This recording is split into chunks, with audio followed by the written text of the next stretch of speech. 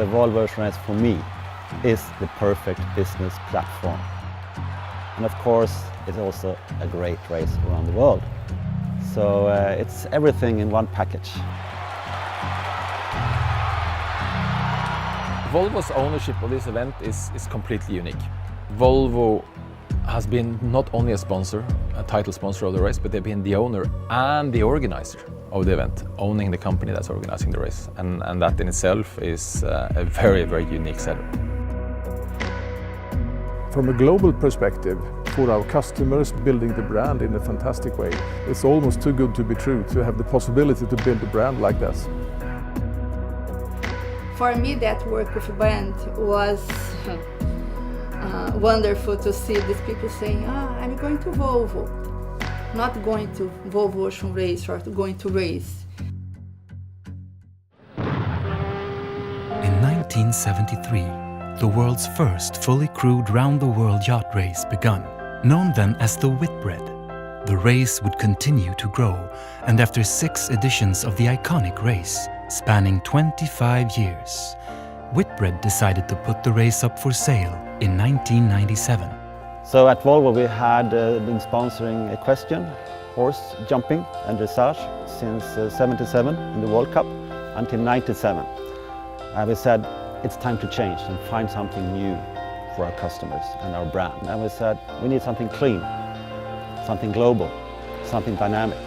It all started with the CEO of Volvo, Leif Johansson, received a letter from Whitbread.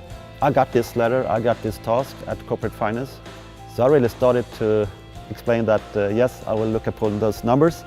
Volvo was attracted to invest in a sailing event due to some core values in the sport itself, like it's clean, it's dynamic. But in this race we also get the adventure, which attracts people. Also high technology, teamwork, leadership, all values that we can combine into a great communication for our brand. And we started a negotiation for 2 months in May '97. In the middle of the summer we issued a press release. Volvo takes over Whitbread. En unik möjlighet att göra Volvos varumärke riktigt välkänt i över 180 länder. It was still called the Whitbread. We said it's a start in 3 months' time in September. So let's be just the trophy sponsor. So it was called Whitbread Around the World for the Volvo Trophy, 97-98. The 97-98 Whitbread Round the World Yacht Race for the Volvo Trophy. And we sailed around the world, we learned a little bit, and 1st of May 98 in Annapolis, we revealed the new name, Volvo Ocean Race. We started the utilization process, how to use the race, by setting up a utilization committee. Volvo event, they started a core group with representatives from the Volvo companies, Volvo Group of companies. We met to start discussing what type of presence we should have, what type of exhibition, what type of utilization we should do, and how we would represent our company and brand-wise in the different stopovers. We set up 3 goals to utilize the race. So brand exposure, relationship marketing, and internal motivation.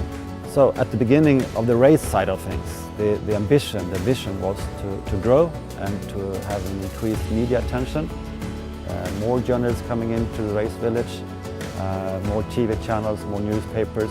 That was really set out to be a target. Also to increase gradually the number of guests coming in, public, but also our corporate guests. Well, I think the first thing was to have a brand exhibition. That's what we worked with initially. For us it was very important that each company could profile themselves properly, so it wasn't just one Volvo. What it did was that it actually brought the representatives from the companies in the host countries together as well, which was a very nice side effect. It was very difficult in the beginning because nobody heard about the Volvo Ocean Race.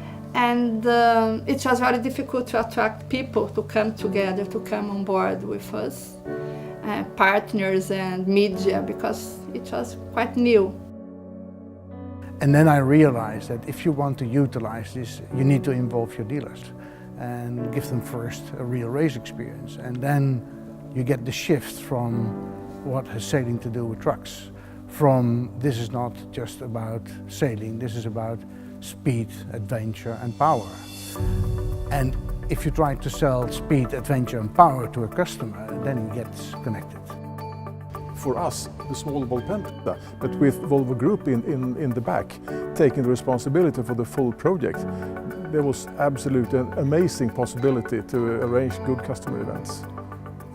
Det är ju en fantastisk känsla. Va? Vi har hållit på i flera år faktiskt och planerat. Och jag tror att jag sa för ungefär 1,5 år sedan att vi hade en vision av hur det här skulle kunna bli. Men man måste erkänna att verkligheten har överträffat alla förväntningar. Under the Volvo ownership, the race now took place every 3 years. After the inaugural Volvo Ocean Race in 2001 and a second in 2005, Volvo decided it was time to take the race to even greater heights. In 2007, we recruited a new CEO of the race. His name was Knut Frostad from Norway. He'd done the G-Juice campaign in the 01-02 race and a few other campaigns. He was a sailor for the first time. So Knut came on board with a lot of energy and visions, together with a board that he reported to, consisting of Volvo management. For me, the question was always, what does Volvo want out of this? And I think for Volvo Group, the key thing was engage as many clients as possible for as long as possible. That they come to the event, experience it, and they go home and they continue to follow it. And for people to do that, they need to feel this is a big event. The world is following this event. Volvo wanted to take the race to important markets. Brazil is a given. United States is important, of course. UK, Sweden. We went up to Abu Dhabi and finally went up to China, Sanya and Qingdao. Why? Of course, because we wanted to achieve results in those markets. The interesting thing about both owning a race and sponsoring a race and organizing the race is, of course, that we could have quite a lot of influence on where the boats would go, where the stopovers would be. We obviously work close with Volvo and Volvo Group and discuss what are the key markets, not only the key markets today, but what are going to be the key markets long term and in the future. We have really invested time and money to let the race village grow and making it interesting for the general public, but also for the media and our customers.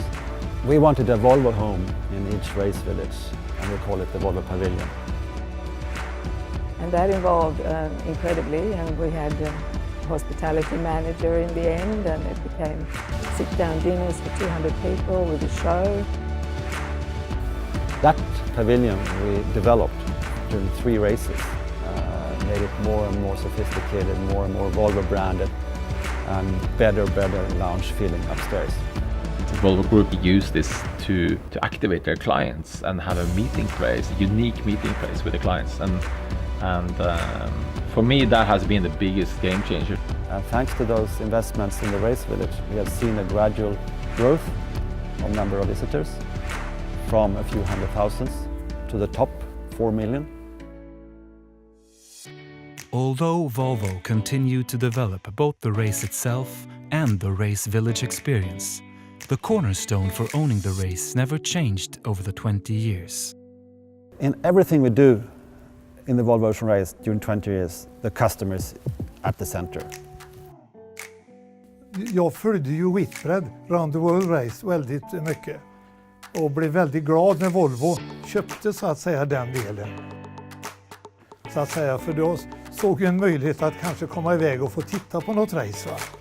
The business audience is the most attractive audience that this race has compared to any other sport property.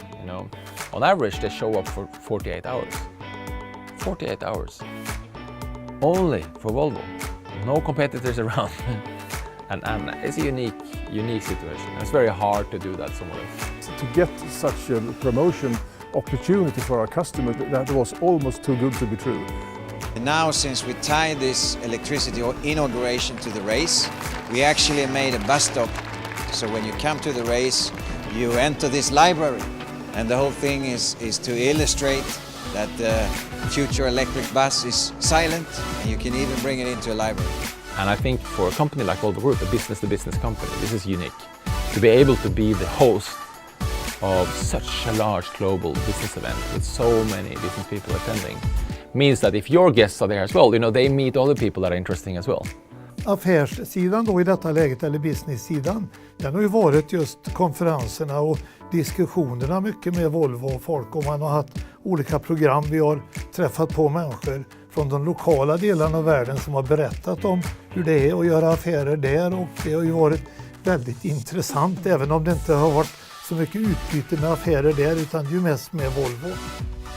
To bring our guests, our customers out on the ocean, either on a charter boat with maybe 100 people, or in a most exclusive way on a sailing boat, a racing boat, or an import race.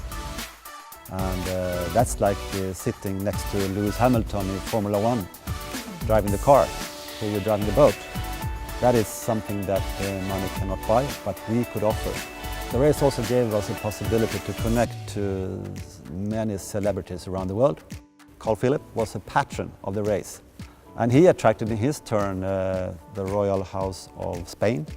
Of course, we also had sports celebrities like the tennis player Nadal, hockey players from Sweden.